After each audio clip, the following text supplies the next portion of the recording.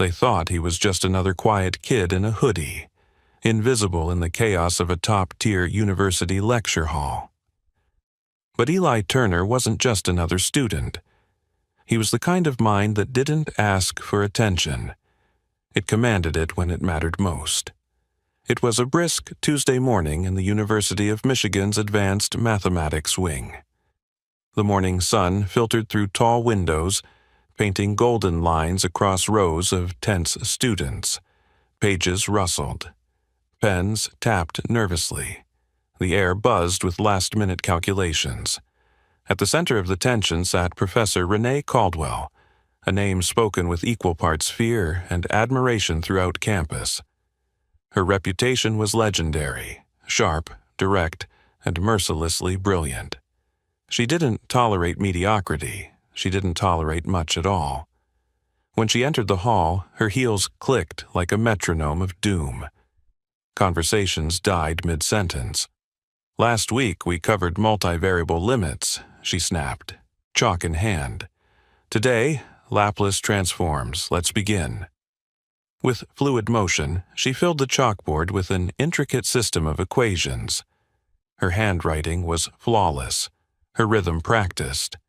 Around the room, students scrambled to keep up. At the back, Eli Turner sat silently. Hood up, notebook untouched, at least until he spotted it. A flaw, tiny, hidden in complexity, but a mistake nonetheless. He hesitated. No one else noticed. Or if they did, they weren't brave or foolish enough to say anything. Then a hand rose from the front row. Professor Caldwell, I think there might be a mistake on the second line." The room froze. Caldwell turned slowly, expression flat. "There is no mistake." The girl sank into her seat, cheeks burning. Eli raised his hand. "Yes, Mr. Turner?" Caldwell said, with a tone like a scalpel. "There's a misapplied coefficient," Eli said evenly. "It shifts the final result." The class went still. Professor Caldwell's jaw clenched. "Then by all means, correct it." Eli rose, calm and methodical. He approached the board, erased a line, and reworked the equation. His voice was low but clear as he explained, "You carried the coefficient too early in the transform. This preserves the function's structure." The room watched in stunned silence. Caldwell's smile was thin. "Fine, you corrected it.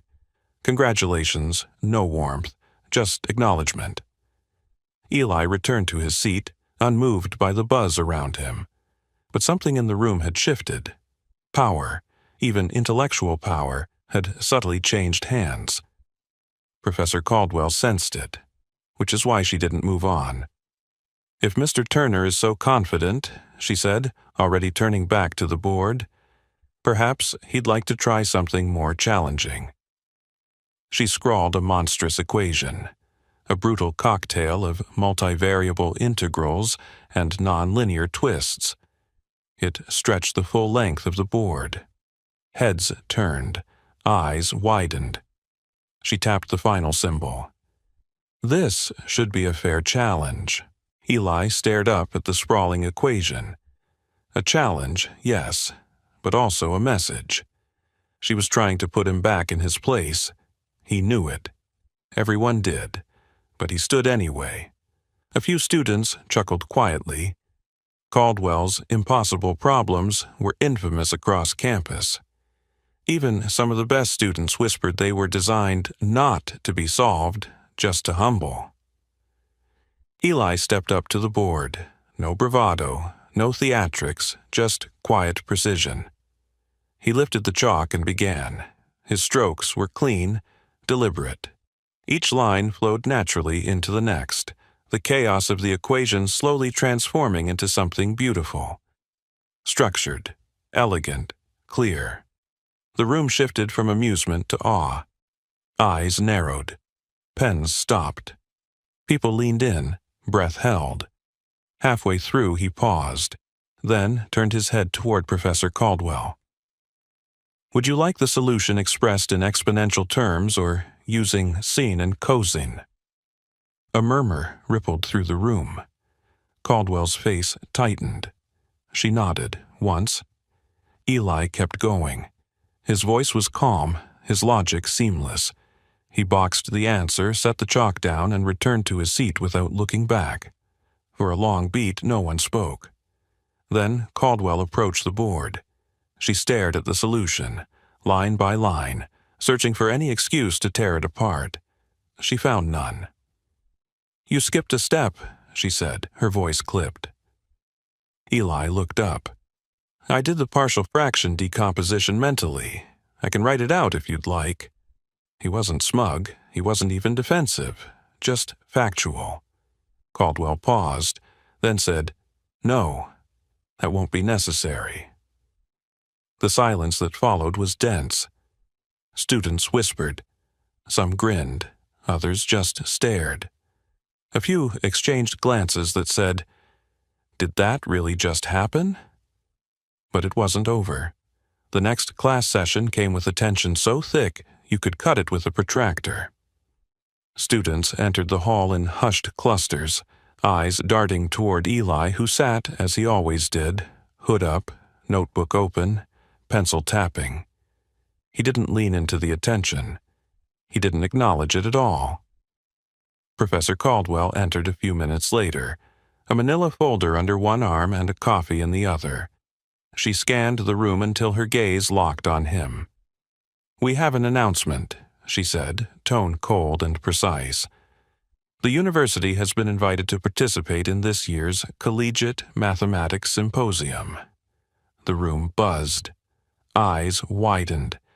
The symposium was no joke. An elite competition for the top mathematical minds in the region. It was where legends were made or broken. "I've submitted the name of our top candidate." Her eyes didn't leave Eli. "Mr. Turner, I assume you're up for it." The challenge wasn't in the words. It was in the way she said them. Calculated, loaded, a public test. Eli met her gaze, calm. "I'm in." A tight-lipped smile curled on her face. "Excellent. Let's hope last week wasn't just a lucky spark." After class, Jay caught up with Eli outside the library, a protein bar in one hand, concern in his eyes. "Dude," he said, dropping into the seat beside him, "that wasn't an invite. That was a trap." Eli nodded. "I know."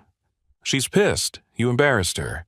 This," Jay gestured around, "is her way of taking control back." Eli shrugged. "Which means I have to win." Jay let out a low whistle. "Of course you do." The next 4 weeks blurred into one long equation. Eli practically moved into a corner of the library. His table became a battlefield. Whiteboards covered in symbols, sticky notes tacked in color-coded layers, scrap paper stacked like snowdrifts. Highlighters bled into the margins of dense textbooks. Sleep became optional. Focus was mandatory. This wasn't just practice, it was preparation for war. Every night, Professor Caldwell's voice echoed in his head. Not the words, but the tone. Cold, sharp, calculated. She didn't trap him with math. She did it with spectacle, ego, pressure. She wanted to see if he'd fold. He wouldn't. And people began to notice. First, it was just Jay, dropping by with snacks, tossing new problems his way. Then, a few classmates showed up. Then more. By the second week, a small crowd gathered during breaks, watching Eli work in real time. They tried to stump him. They failed. Jay called it Underground Math Club. Eli called it Focus. He didn't gloat, he didn't show off. He solved, rewrote, refined. The night before the competition, Eli sat alone in the farthest wing of the library, staring through the tall windows at the snowy quad. Campus lights flickered.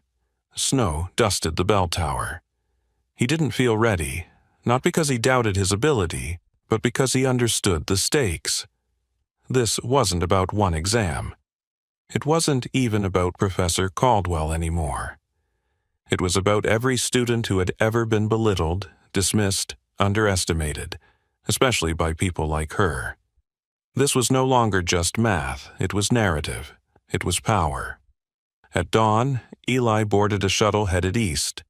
The symposium was being held at the University of Pennsylvania's elite math department, a glass and steel temple to intellect, the kind of place where even the walls looked like they calculated derivatives. He walked in wearing the same hoodie, same jeans, same quiet. He didn't need a speech. He brought a beat-up notebook and fire in his chest. The auditorium buzzed with nervous energy. Dozens of students, professors, and judges filled the rows. Most of the competitors were older. Some were already in graduate school. One sat directly across from Eli. Brandon Lynn, a PhD candidate from Caltech, whispered to have never lost a math competition. Lynn barely glanced at Eli. That changed when the results from the first round were posted. Eli Turner, number 1, mental math, theoretical application, speed solving. Eli didn't just survive, he soared. Each round, his logic was surgical. His movement swift, precise. While others celebrated after solving, Eli stayed still, pencil down, eyes steady. But someone was watching him closely. Professor Caldwell, 3rd row, perfect posture. Her knuckles white around the program in her lap. She had lit a fire, expecting him to burn. Instead, she watched him forge something unstoppable. The final round of the Collegiate Mathematics Symposium wasn't designed to be solved. It was designed to break you. The problem flashed onto the auditorium screen, a towering hybrid of layered integrals, matrix transformations, and abstract variable, stitched together in a way that looked more like chaos than logic. It was the kind of equation that even seasoned professors would need a whiteboard and a weekend to untangle. Above the stage, the silent countdown began. 45 minutes. Eli didn't flinch. To his right, Brandon Lynn was already scribbling, moving fast, aggressive, determined, confident. Around the room, other finalists took off at different paces. Some whispered steps under their breath, some sat frozen, paralyzed. Eli just watched. Still. Silent. He wasn't looking for the answer, he was listening for the rhythm. Every great problem had one. Buried in the noise was structure, harmony, a path. And when he saw it, he began. His pencil moved like a violinist's bow, smooth, unhurried, deliberate. Every symbol had a reason, every step was intentional. His left hand held the notebook steady, his right carved a narrative from the mess. In the 3rd row, Professor Caldwell sat stone still. She hadn't moved once. Her face betrayed nothing. But her eyes? Her eyes tracked every stroke Eli made. She wasn't clapping. She wasn't smiling. She was watching the walls of control she built begin to shift. 20 minutes in, Eli paused. Not because he was stuck, but because he saw it. A pattern, a shortcut. Buried in the chaos was a symmetry, an elegant trick that bypassed the brute force path every other student was hacking through. He glanced left. Brandon Lynn was knee-deep in side calculations, brow furrowed. Eli adjusted, pivoted, accelerated. By minute 35, the murmurs in the audience started. Professors leaned forward.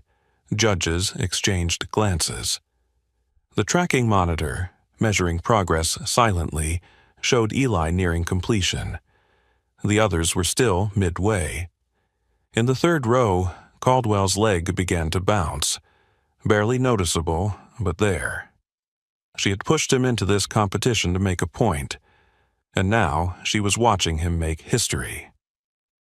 At minute 39, Eli wrote his final line, boxed it, set down his pencil. Only then did he look up and met her eyes. Professor Caldwell didn't look away. The final 6 minutes ticked by like a drumbeat. Brandon scribbled to the very end, jaw tight, hands tense. He submitted just before the clock hit 0, then silence. The head judge, a a quiet mathematician from Yale, stepped on stage holding 2 sets of papers.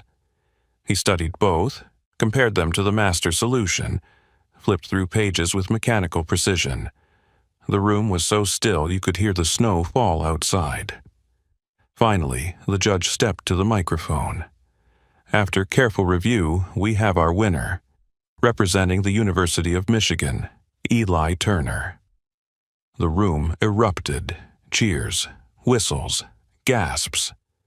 Jay jumped up in the middle rows, nearly knocking over a chair as he fist-pumped.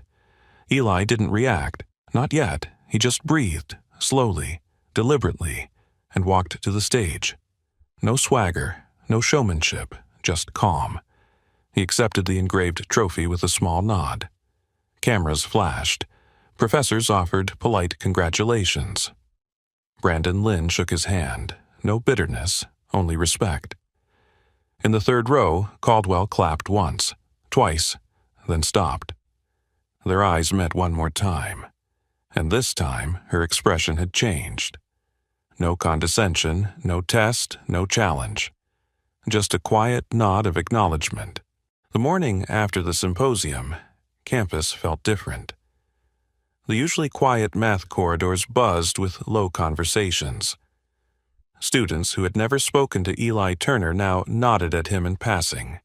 His name echoed in hushed tones, a mixture of curiosity, respect, and disbelief. His win had traveled faster than the snowfall, through group chats, university forums, even a spotlight article on the school's homepage. Freshman Prodigy defeats PhD at regional symposium. But Eli didn't chase the attention. He walked the same way he always had, hoodie up, headphones in, notebook under one arm, letting the noise swirl around him without letting it in. When he stepped into Professor Caldwell's lecture hall, the air changed. Heads turned. Some students offered him seats that used to be reserved for Caldwell's favorites. Jay was already there, feet up, grinning like a proud brother. "I heard they're calling you the Michigan Mind," he whispered. Eli shook his head and slid into his usual seat. "That's ridiculous. You did destroy a PhD in front of half the country," Jay said. "Let him talk." Professor Caldwell entered exactly on time. She walked to the podium, set down her briefcase, and scanned the room. Her gaze lingered on Eli for a moment. Then she spoke. "Before we begin," she said, voice even but laced with weight, "I'd like to take a moment to recognize Eli Turner." A pause. She continued. "Yesterday, Eli represented our university at the Collegiate Mathematics Symposium. Not only did he perform exceptionally, he placed first against some of the most advanced minds in the nation."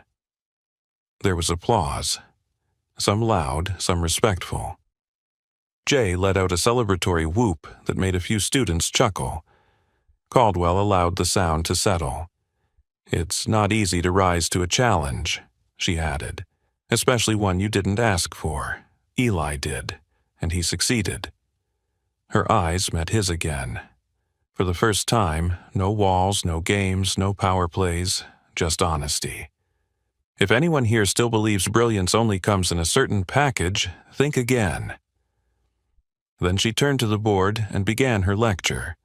But it wasn't her classroom anymore, not entirely. A new gravity had entered the room, and it centered around Eli. That evening, Eli sat at his usual corner table in the campus library.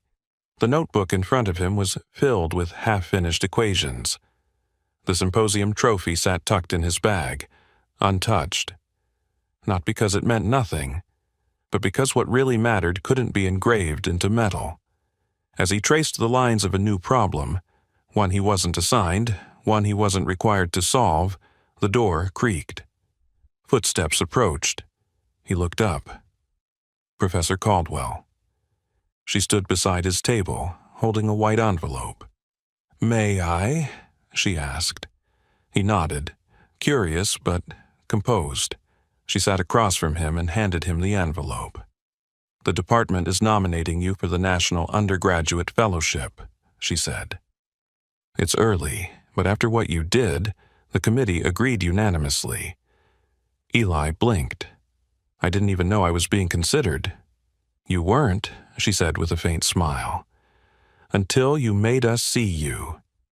There was no bitterness, just admiration, quiet and sincere. As she stood to leave, she paused. You didn't just solve a problem, Eli, you rewrote the narrative. She walked away, heels echoing softly. Eli opened the envelope. Inside was the official nomination letter. But beneath the polished language, it was something else entirely. A signal. That maybe, just maybe, the world was starting to recognize brilliance in places it had too long overlooked. He leaned back, letting the weight of the moment settle. Not heavy, but full. Full of pride, of possibility, of the quiet certainty that he hadn't just passed a test. He had changed the game, and he was just getting started. Eli Turner didn't care about legacy. Not trophies, not titles, not the whispers that now followed him through campus halls like a ghost of triumph. He returned from the symposium the same way he'd left. Hoodie up, head down, notebook under one arm. But what he didn't realize was that sometimes the world doesn't wait for permission to notice you. It started with a whisper, a rumor drifting through the upper echelons of academia. A freshman who had dismantled a problem meant to humble PhD candidates. A name that had bypassed standard hierarchies and earned its place not through connections, but raw precision. By the end of the week, his inbox looked different. There were emails from think tanks, from internships he never applied to, from professors he'd never met. But only one message made him stop mid-step on the cold stone path between the mathematics and physics buildings. Subject: Immediate Opportunity, Quantum Horizons Program. From Office of Theoretical Advancement, Massachusetts Institute of Technology. He opened it, standing up, fingers cold around his phone. Each word hit harder than the last. We have been following your recent achievements with great interest, particularly your performance at the Collegiate Mathematics Symposium.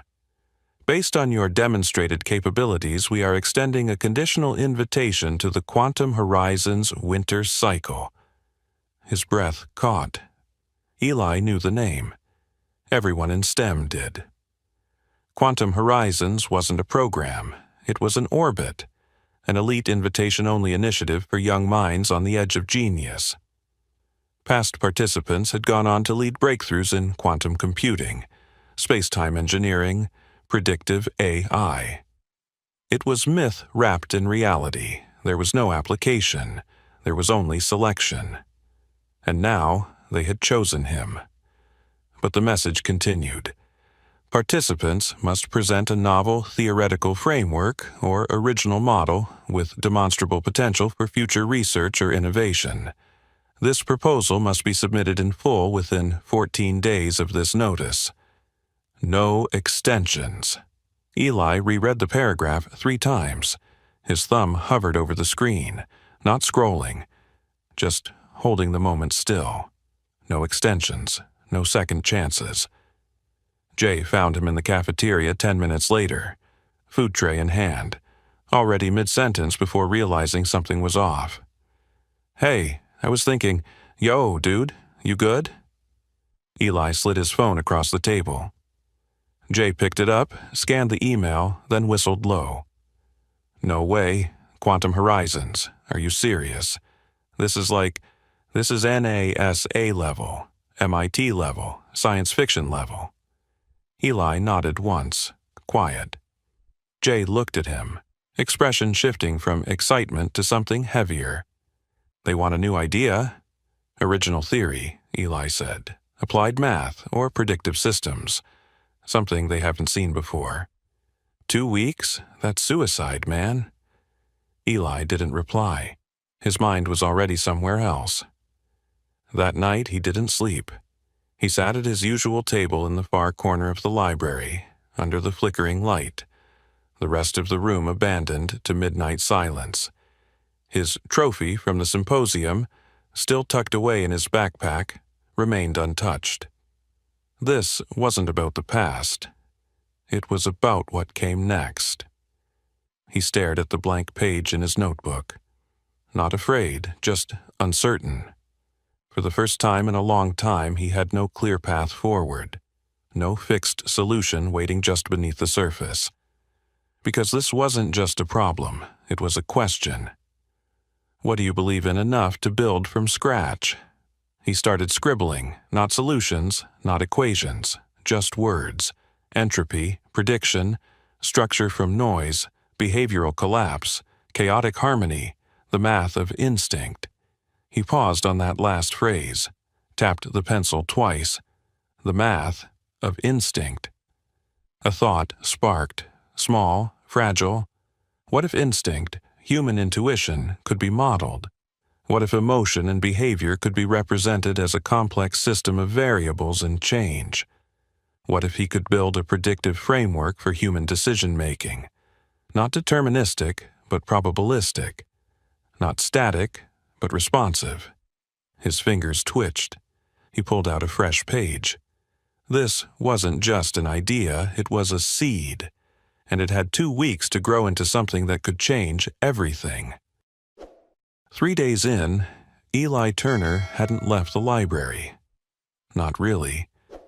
He'd go back to his dorm to shower, maybe nap for 30 minutes at a time.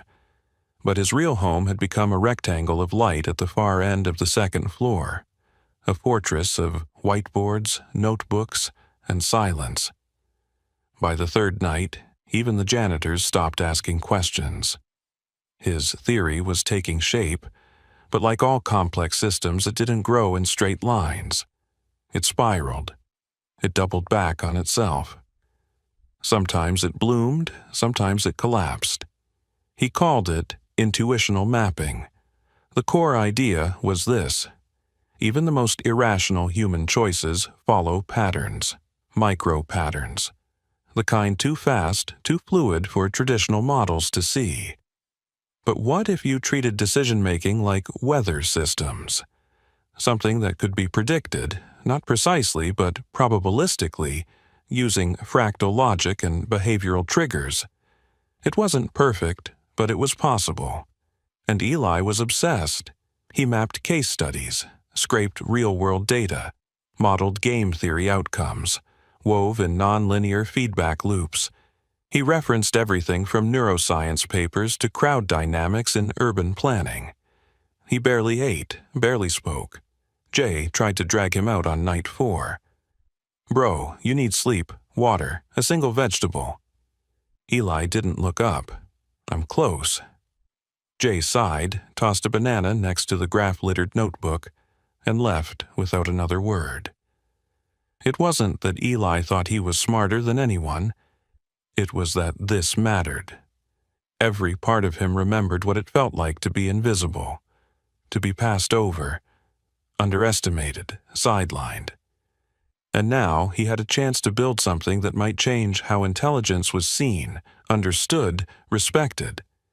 Not just IQ points, but perception, pattern, possibility. By day 6, the theory had a structure: 3 modules, 12 variables, and a framework that blended behavioral economics with chaos theory. He built a simulation model on his battered laptop. It worked, kind of. It predicted decision curves within a 76% confidence range. Not perfect, but groundbreaking. He sent it to a graduate student he trusted in the behavioral sciences department. 4 hours later, the guy called him. "Eli, where the hell did this come from?" "Just something I've been working on." "This is crazy. You're telling me this model ran those outcomes without individual tuning?" "Yes." There was a long pause. "I don't know what they're looking for at Quantum Horizons," the grad student said. "But if this isn't it, then the world's officially broken." Eli hung up, quietly energized. He still had a problem, though. The model was complex, abstract. It needed a case, something elegant, dramatic, that could show exactly how the system functioned in real time. He needed a narrative. It came to him that night. He remembered the symposium, specifically the moment he found the shortcut. He hadn't calculated it, he'd felt it, like music in the math. That was instinct. That was what his model needed to explain. He began recreating that moment, breaking down every step, every mental pivot, from when the final equation first hit the screen to when he boxed the answer. And it clicked. The model didn't just predict external behavior, it mirrored the internal cognitive sequence of intuitive breakthroughs, micro moments of shift, mental weight placed on certain possibilities, neural priority firing. The system wasn't just a simulation, it was a map of genius. He ran the model through again, this time using his own decision path at the symposium as the data set. Result, 91.2% predictive accuracy. Eli blinked, then backed away from the screen, stunned. He had just modeled intuition. The first person Eli told wasn't Jay. It was Professor Caldwell. Not because he wanted approval, but because he wanted challenge. She had been the wall he once had to scale. Now, she was something else entirely, a mirror, brutal, honest, impossible to impress unless you earned it. He walked into her office just after sunrise. She hadn't even taken off her coat. She looked up, startled. "Turner." "I need 15 minutes, Eli said. "No ego, just your mind." She raised an eyebrow, closed the file she was reading, and gestured to the chair. "I'm listening." Eli opened his notebook. No preamble, no fluff, just the work. He laid out the theory, intuitional mapping, probabilistic logic frames, feedback-weighted behaviors. He showed her the structure, the predictions, the error margins. Then, the case study. Her eyes flicked across the simulation output. Her fingers stopped tapping. Then, her voice. "You're modeling intuition?" "Mapping it, probabilistically. I'm not claiming determinism, but patterns, yes." He flipped to the next page. "This is my own case path from the symposium finals. The system predicted my shift sequence with over 90% accuracy." Caldwell leaned forward, scanning the math with the kind of silence that made Eli's pulse quicken. After a long pause, she looked up. "Have you shown this to anyone else?" "A behavioral science graduate student. He validated the logic, but no one else." She leaned back, eyes distant now, not skeptical, calculating. "I've seen thousands of students pitch ideas," she said finally. "Most confuse ambition with impact. They chase the complex because it looks impressive. But this," she gestured to the notebook, "this is elegant, dangerous, but elegant." Eli didn't flinch. "Dangerous how?" "You're stepping into territory with implications far beyond math. Decision prediction models can be applied everywhere. Marketing, politics, warfare. You're not just predicting outcomes, you're shaping them." He nodded once. He'd already thought about that. Caldwell stood and walked to the window, arms folded. "Do you want my advice?" "Yes." "Then stop treating this like a student project. Stop asking for permission. This is your statement. If you're submitting it to Quantum Horizons, then submit it like someone who knows what it is." He waited. "And what it is," she added, "is a theoretical weapon." Eli swallowed. "Will they accept it?" "If they don't," she said, turning to him, "it's because they're afraid of it." She walked to her desk, grabbed a sealed folder, and handed it to him. "What's this?" "A letter of recommendation. I wrote it the night you won the symposium. I didn't know what you'd do next, but I knew you weren't done." Eli opened it slowly. The first line hit him harder than anything she had ever said aloud. "Eli Turner is not merely a gifted student. He is the future edge of thought. He closed the folder. Quiet. Thank you. Caldwell nodded once, then added, with that faint Caldwell edge, don't embarrass me. That night, Eli finalized his submission to Quantum Horizons. The theory, the framework, the predictive models. He created a clean digital simulation, a 10-minute narrated walkthrough, and one final page. Case study, The Unseen Shift, a reverse analysis of intuitive breakthrough. He clicked send at 2:13 a.m., then leaned back in the chair, heart racing, not from nerves but from possibility. He had done it. Not just written a paper, not just solved a problem. He had built a model of something people had always treated as unquantifiable, and whether the world was ready or not, it was real. For 3 days, nothing happened. No emails, no calls, just silence. Eli told himself not to care. He buried himself in textbooks, simulations, even other people's homework just to stay distracted. But even as he solved complex integrals, his mind kept looping back to one question. Did they understand what he gave them? On the 4th day, the call came. It wasn't from a random administrator. It was from Dr. Ilana Gregoire, head of applied theory at MIT, founding architect of the Quantum Horizons program, and one of the most feared intellects in predictive systems. When her name popped up on the screen, Eli didn't breathe. He answered with one word. Hello. Her voice was exact, polished, like glass. Mr. Turner, this is Dr. Gregoire. Do you have 5 minutes? Yes, he said, standing automatically in the middle of his dorm room. We've reviewed your submission 3 times. I've seen many models in my life. Yours is the first I had to feel my way through. That's rare. Eli said nothing. You're not just modeling behavior, Eli. You're hinting at cognitive rhythm, the tempo of decision-making. That's an uncharted field. Unsettling, to be honest. Still, Eli stayed quiet. We had 2 options, deny the risk or embrace it.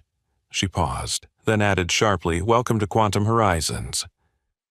Eli closed his eyes. It wasn't joy. It was something deeper, like gravity shifting beneath his feet.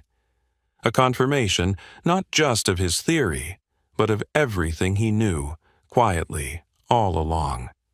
That his mind belonged in rooms like this. Not because of validation, but because of clarity.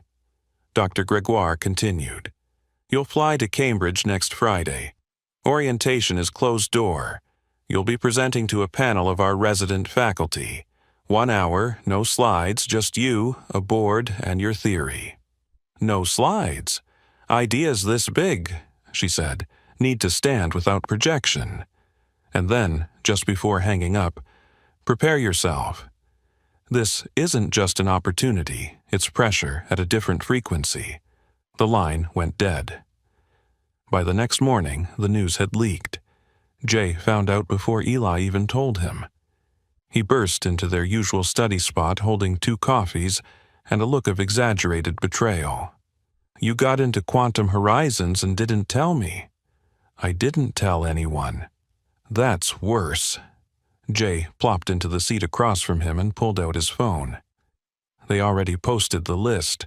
12 names from around the world. You're dead center. Dude, people on Reddit are already calling you the Quiet Architect. Eli groaned.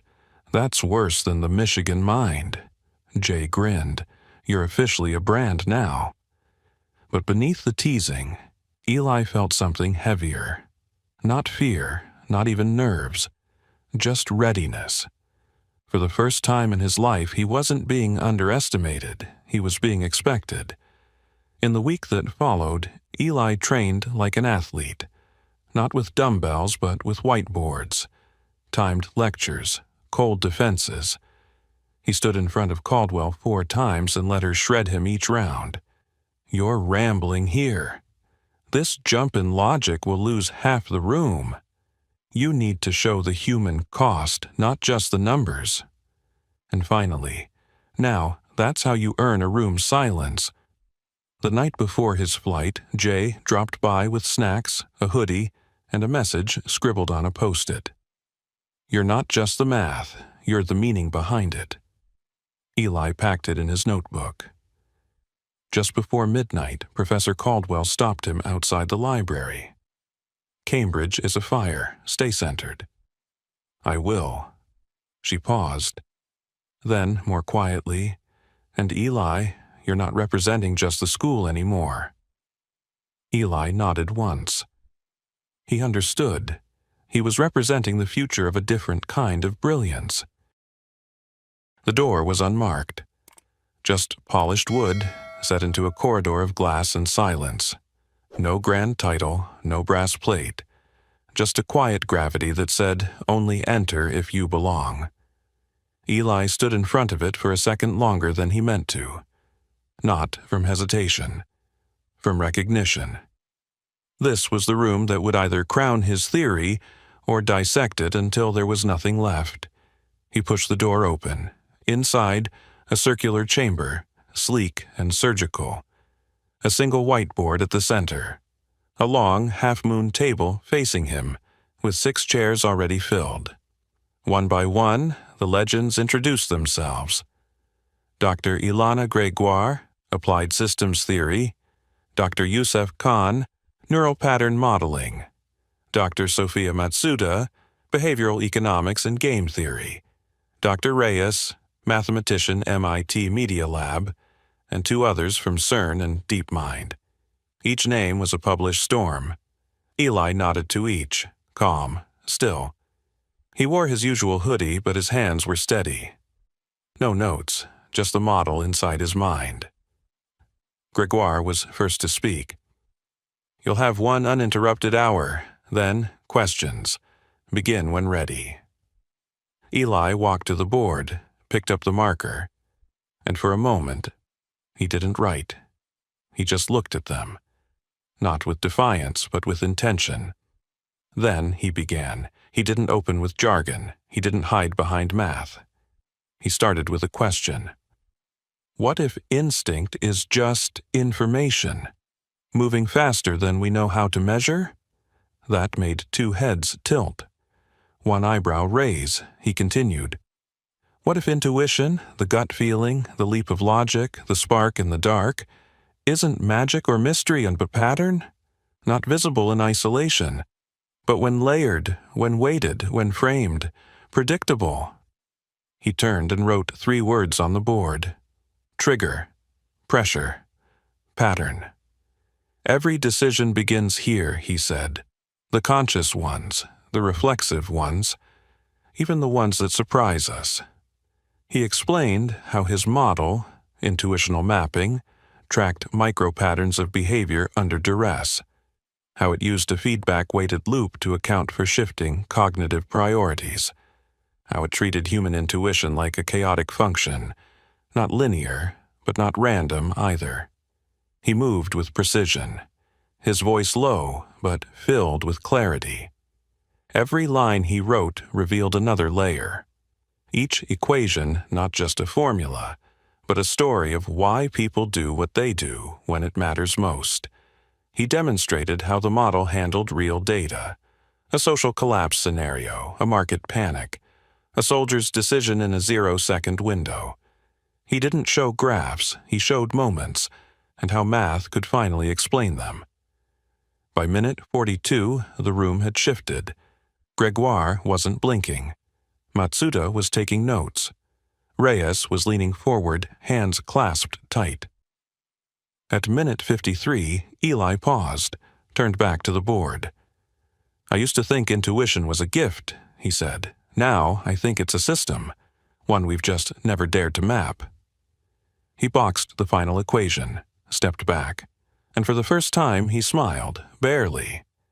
Then silence, but not the kind that means confusion. The kind that means something just changed. The questions came fast. What about margin of error under overlapping variables? How do you differentiate cognitive noise from actual behavioral signal? Have you tested this against predictive AI systems? Eli answered all of it, not flawlessly, but fluently. He didn't pretend to know everything, but he knew what he built. And more than that, he knew why he built it. Gregoire closed her folder. You understand what this model could do in the wrong hands? Yes. And you're still building it? Yes, he said, because the only thing worse than building it is letting someone else do it first without the ethics in place. For a moment, her lips curled, half approval, half warning. You're dangerous, she said. Eli met her eyes. Number, I'm prepared. The panel fell quiet again. Then Dr. Kahn leaned back, let out a breath, and said, Well, damn. Outside the boardroom, the hallway was colder than he remembered. Eli leaned against the wall, eyes closed, heart pounding, now that it was over. He didn't know if they'd accept him. But he knew this. They'd remember him. And in the world of intellect, sometimes memory was the first form of power. The acceptance wasn't an email this time. It was a hand-delivered envelope, thick, sealed with the gold insignia of MIT's Office of Theoretical Advancement. A courier arrived at Eli's dorm at 6:47 a.m. No note, no words, just the envelope and a nod. Inside, a formal letter. But it wasn't the text that stopped him. It was the signature at the bottom. Dr. Ilana Gregoire. Welcome to the horizon. The next 2 weeks were a blur. Housing was arranged in a secured wing of the MIT graduate complex, nicknamed the Think Tank, by the few who had ever been allowed to visit. Each room came with floor-to-ceiling whiteboards, noise-canceling insulation, and a private data hub. Eli's new world didn't move fast, it moved deep. Every floor was a maze of minds. One hallway had researchers modeling quantum entanglement in neural pathways. Another debated sentient algorithms over vending machine coffee. Conversations didn't happen in small talk. They happened in theoretical language. On day 2, Eli entered the shared research atrium and paused. It was the first time he'd seen them all gathered, the other 11 Horizon scholars. One was already building a nonlinear crypto protocol based on coral reef structures. Another had trained an AI to dream in alternate physics. No one looked up when he walked in, not out of rudeness, out of focus. He wasn't special here, and somehow, that made him feel more powerful. Jay texted that night. What's it like? Eli replied. Like sitting in a room full of thunderstorms. Each week came with a challenge, not a class, not an assignment, a challenge. Week 1. Design a model that identifies future conflict points in global resource allocation using only 5 variables. Week 2. Create a theoretical system that maps attention, not content, across digital ecosystems in real time. Week 3. Break your own model. That last one hit hardest, because that was when Eli realized brilliance wasn't just about building. It was about breaking, about knowing when your idea needed to be shattered in order to become stronger. So he turned inward, rebuilt his intuitional mapping theory from the ground up, added error tolerance modifiers, replaced static pathways with adaptive curves, and introduced a concept he hadn't dared touch before: emotional variability, indexing. It turned the model from something predictive into something alive. He ran it past Gregoire late one night, expecting a critique. What he got was something else. She stared at the simulation, then said softly, "This could rewrite decision science." Eli didn't answer, because deep down he already knew. But progress came at a price. There were days when Eli didn't speak to anyone outside the lab, nights when he dreamed in symbols and woke up disoriented. He started to forget what day of the week it was. Meals became interruptions. Time lost its rhythm. Then, on the 33rd day of the program, it happened. They brought in a guest evaluator, not a scientist, not a theorist, a general. U.S. Department of Strategic Futures. She listened to every presentation, silent, impenetrable, until Eli's. He didn't soften his theory. He didn't redact the parts that touched on real-world manipulation or predictive control. He laid it out, clean, honest, whole. When he finished, the general leaned forward and said, "Can this be weaponized?" Eli paused. Not because he didn't know the answer, but because he knew too well. "Yes," he said, "if someone ignores the ethics I've embedded." The general nodded once, said nothing more. After she left, Gregoire pulled him aside. "You handled that well." Eli looked her in the eye. "I built this to reveal patterns, not to control people." "I know," she said, then added, "That's why you're still here." By the end of the cycle, Eli wasn't just a participant. He was a pillar. The quiet freshman who once sat unnoticed in a back row lecture now stood shoulder to shoulder with minds reshaping the world. Not louder, not flashier, just undeniable. And as the quantum horizon cycle drew to a close, Dr. Gregoire gathered the 12 scholars for a final conversation. "You were chosen because you already changed the conversation," she said. "But what matters now is how you use that voice." She turned to Eli. "For some of you," she said, "it will be about being heard. For others," her eyes stayed locked on his, "it will be about knowing when to speak." He nodded. Because Eli Turner understood something most people didn't. Sometimes the most powerful thing a mind can do is wait in silence until the world is finally ready to listen. Eli Turner returned to Michigan in winter. Not because he had to, because he chose to. Snow coated the old math building like powdered silence. Students rushed past, bundled in thick coats, oblivious to the legacy walking beside them. The same kid in the same hoodie, same slow stride, same quiet eyes. But everything had changed. He slipped into the back of Caldwell's lecture hall 10 minutes early, just like before. The room was half full, buzzing with chatter. No one noticed him at first, until someone did. A girl in the third row turned, nudged her friend.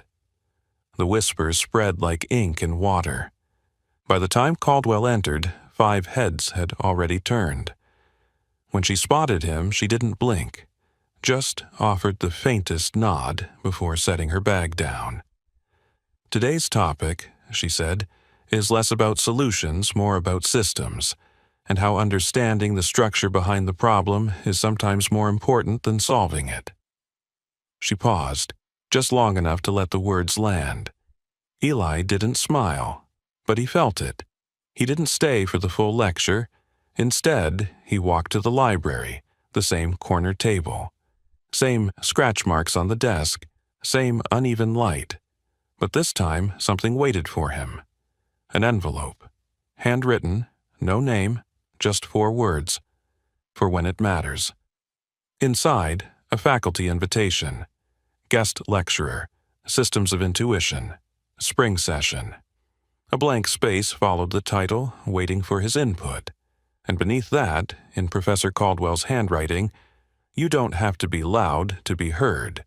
You just have to be ready when they finally ask the right question." Later that evening, Jay found him in their old dorm stairwell, sipping vending machine coffee like nothing had happened. "So?" Jay asked. Eli passed him the letter. Jay scanned it once, then again. "Dude," he looked up, wide-eyed, "you're going to teach?" "Just 1 module."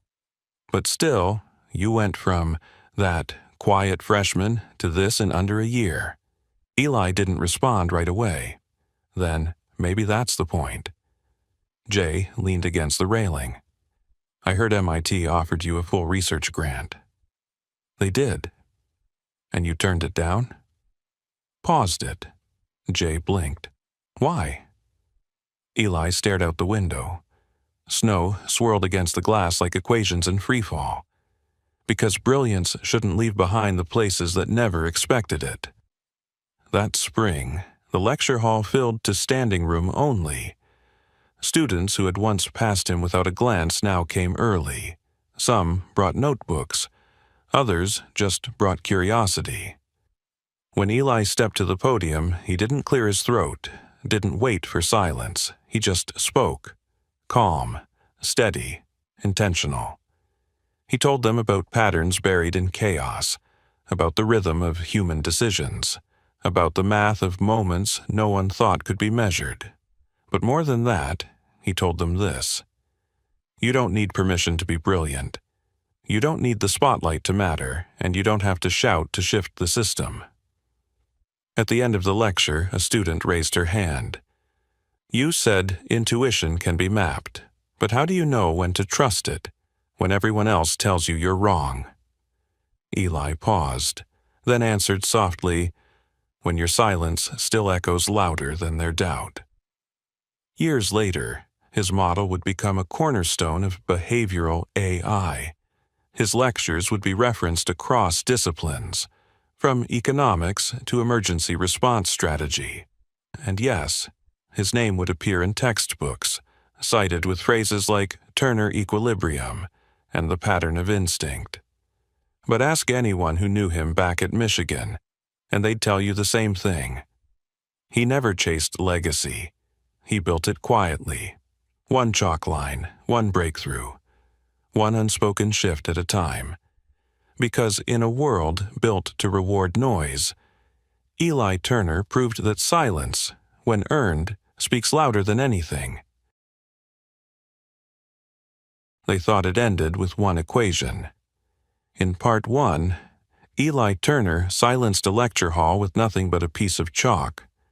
In part 2, he stunned MIT with a theory that could map human intuition itself. But what happens when that quiet genius story becomes too powerful? Not to ignore, but to control. This is part 3 of Eli's journey.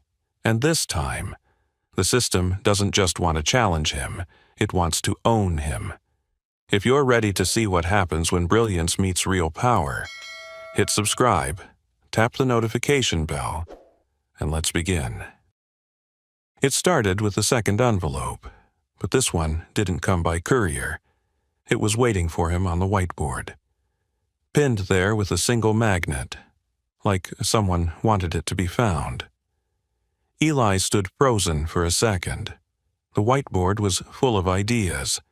Refinements to his intuition model, notes on emerging chaos logic, a half-finished equation spiraling into the corner.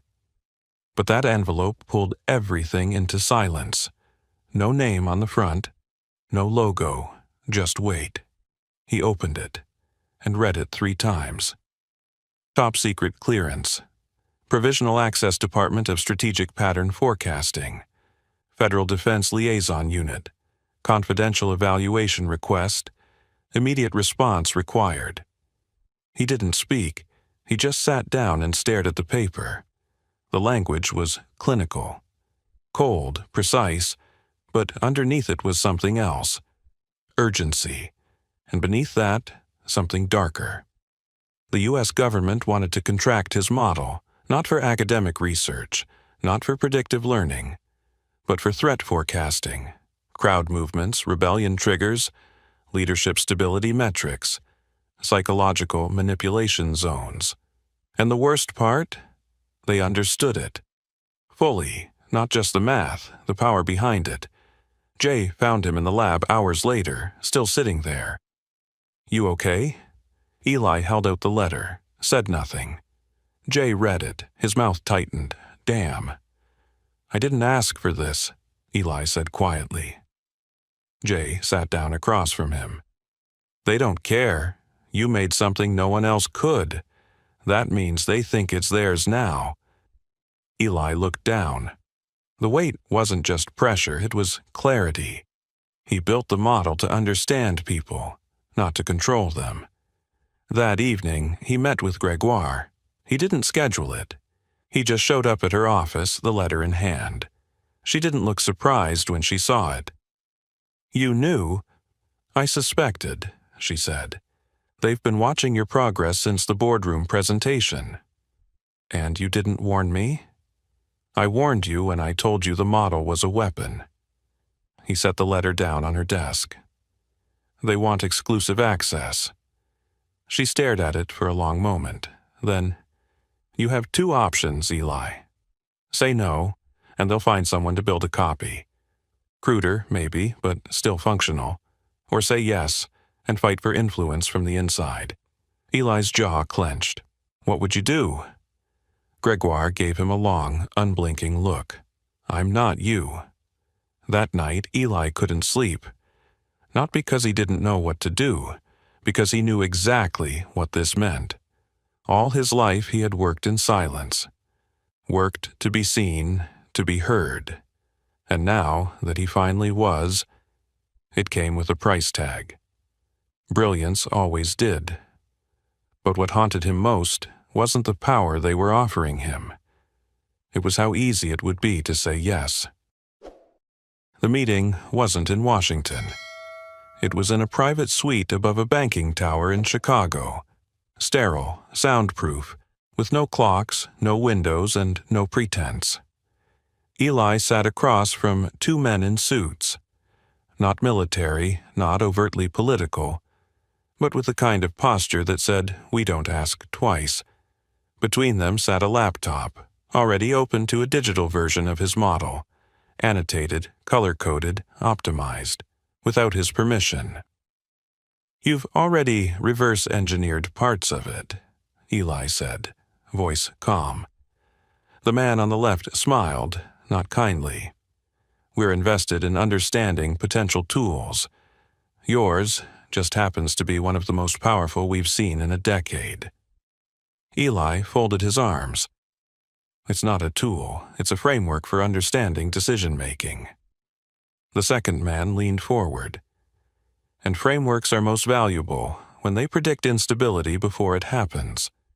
We're offering you partnership, compensation, full development lab access, immediate clearance." Eli said nothing. So the first man continued. "With your help, we could stabilize global conflict before it starts. Anticipate revolutions, prevent panic, protect elections. Your work could stop wars before they even ignite." Eli's eyes narrowed. "Or choose who wins them." A pause. Then the second man said, "It's not about control, it's about order." Eli stood, not fast, not dramatic, just enough to shift the gravity in the room. "No," he said. "It's about fear." They didn't block his exit. But their final words followed him to the elevator. "If you walk away, you leave this in the hands of people with less vision than you. Maybe less ethics. That's the cost of silence, Mr. Turner." Eli didn't turn around. He just said, "Then maybe it's time you start listening to quiet people." Back at MIT, the storm had already begun. Gregoire called him into her office before noon. "You made a scene," she said. "I made a choice. They'll try again." "I know." She folded her hands. "Then you'd better build something stronger than a theory." Eli frowned. "What do you mean?" "I mean influence, reputation, systems of your own." So Eli did what he always did when he was cornered. He went to the whiteboard. But this time, it wasn't just math. He started drafting a public paper. Open source, peer-reviewed, and transparent. He stripped the political layers, focused the model toward education, social learning, empathy training. He built a version of the model that couldn't be militarized. That required interpretive human input at every stage. A map of intuition that empowered, not controlled. Jay called it the safe mode. Eli called it version 0. He sent it to universities, to think tanks, to Gregoire. Then he published it, free, unbranded, unclaimed. The government's next message wasn't subtle.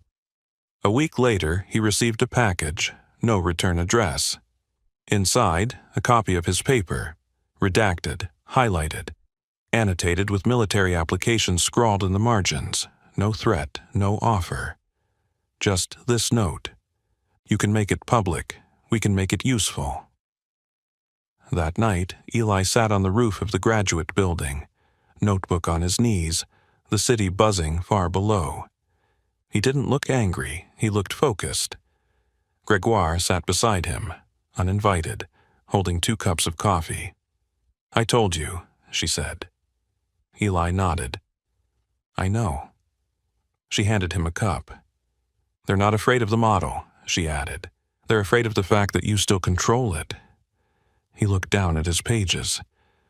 "No," he said. "They're afraid I won't control it their way." The paper spread faster than Eli expected. Not because of media coverage, because of students. One by one, elite universities picked it up. First, MIT's psychology lab, then Stanford's ethics and technology department, then international attention, Sweden, South Korea, Ghana. Discussion forums exploded. Think pieces emerged overnight. But the most unexpected reactions came from people outside the academic world, therapists, teachers, conflict mediators, even artists.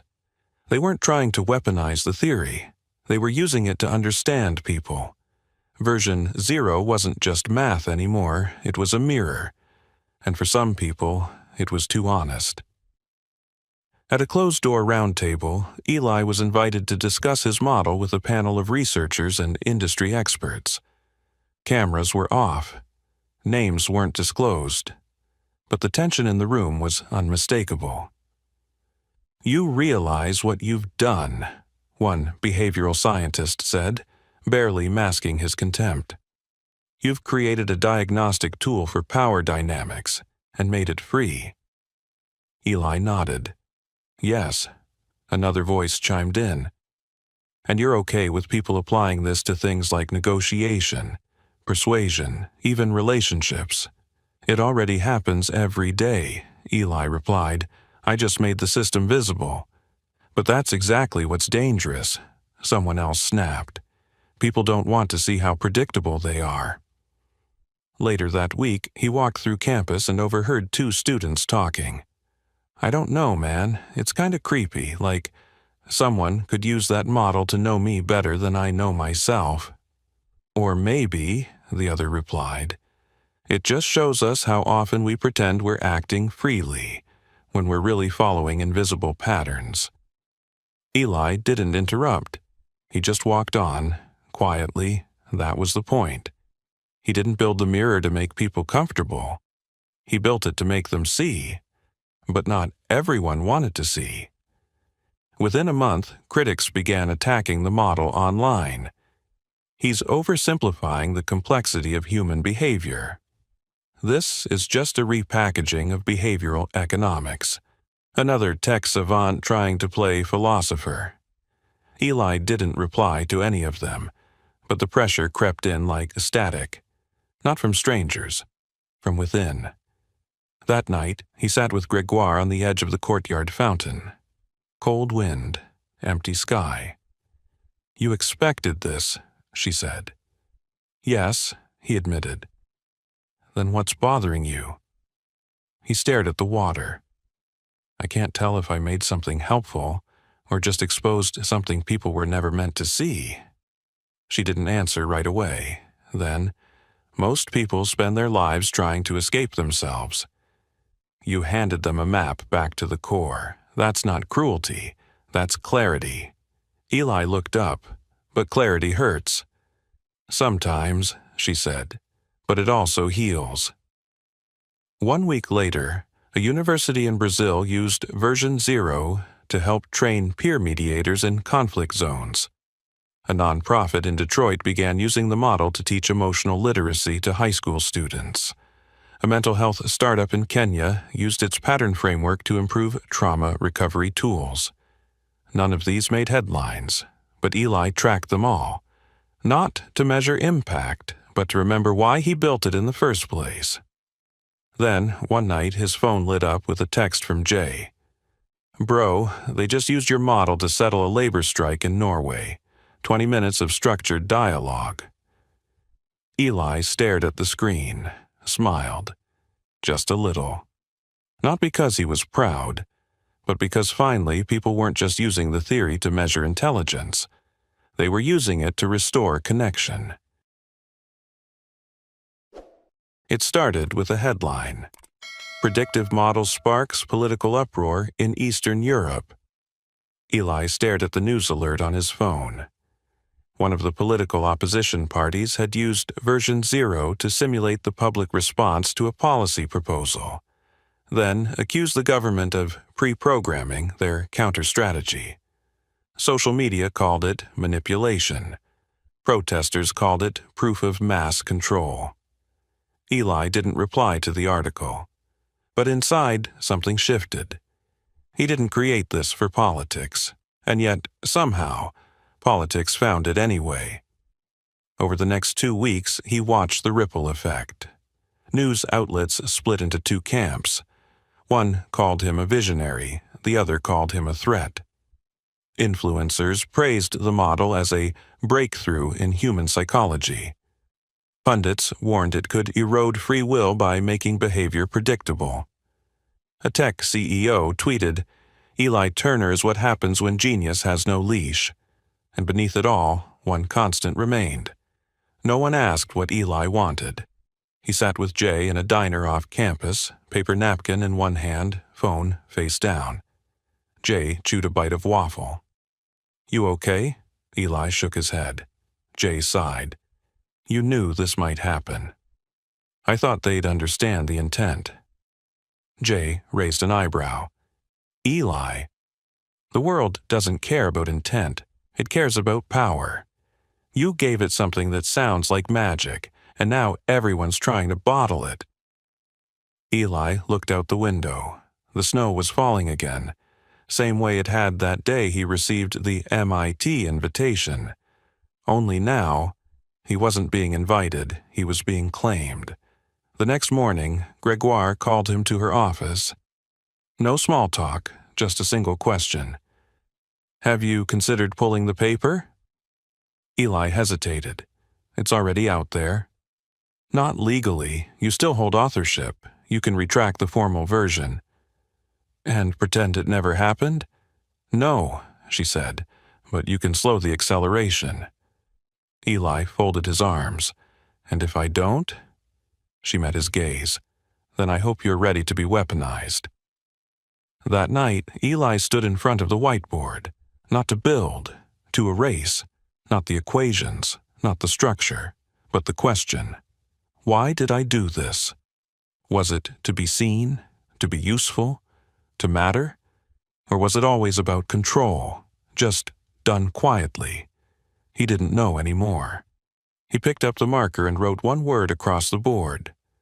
Reclaim. 2 days later, he published a video. Just one shot. No edits, no music.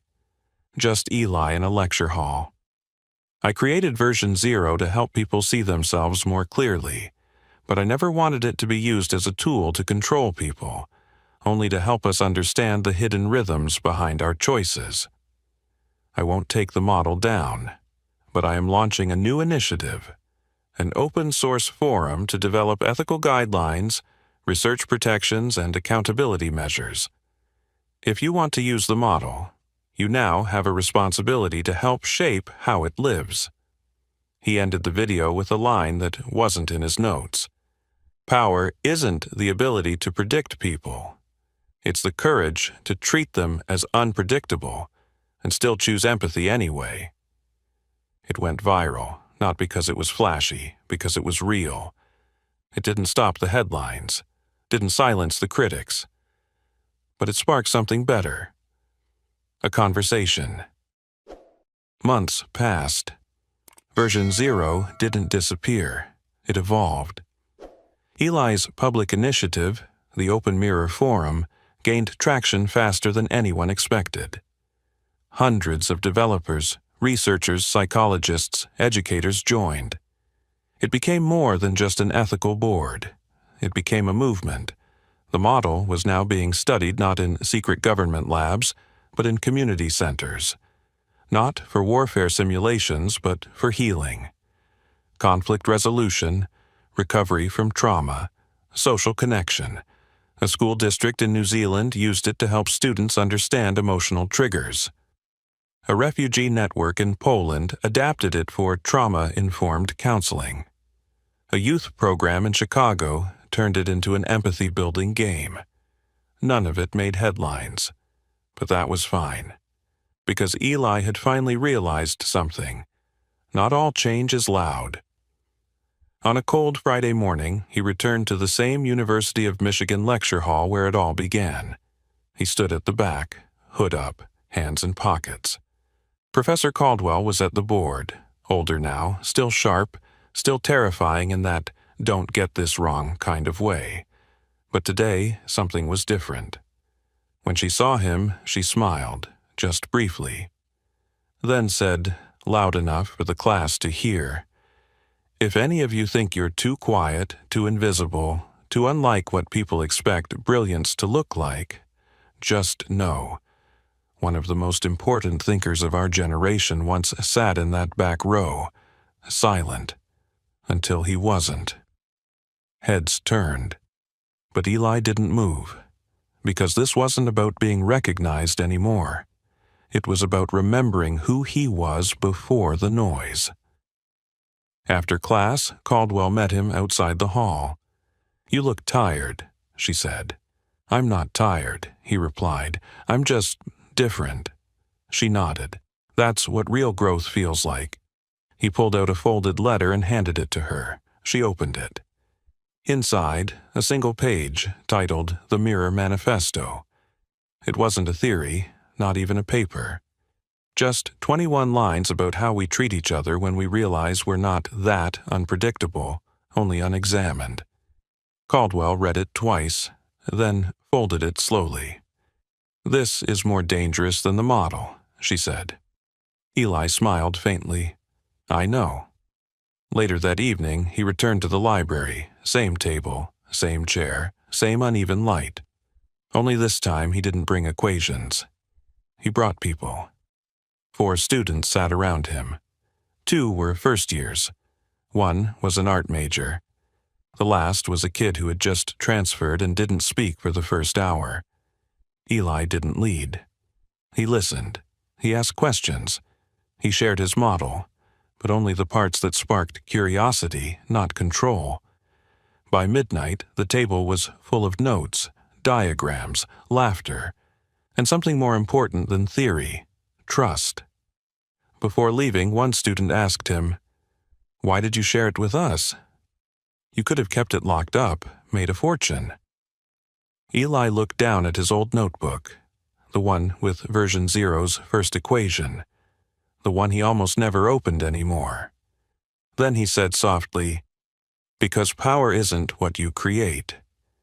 It's what you're willing to let go of." A few weeks later, the Mirror Forum published its first official doctrine. "We are not here to control behavior. We are here to understand what shapes it, and choose compassion anyway." Eli didn't sign it. He didn't need to, because now his voice wasn't just in the model. It was in every person who used it differently. When they asked him years later why he walked away from military offers, tech money, global stages, he only said one thing: because the future shouldn't belong to the loudest voice. It should belong to the quietest mind that never stopped listening. Eli didn't choose fame. He chose clarity. But in a world where every great idea is a potential weapon, do you think he made the right choice? Should a theory like version 0 belong to the world, or stay in the hands of its creator? Drop your thoughts in the comments. We want to hear from you. And if this story moved you, challenged you, or made you think, don't forget to like, share, and subscribe. More quiet genius stories are coming.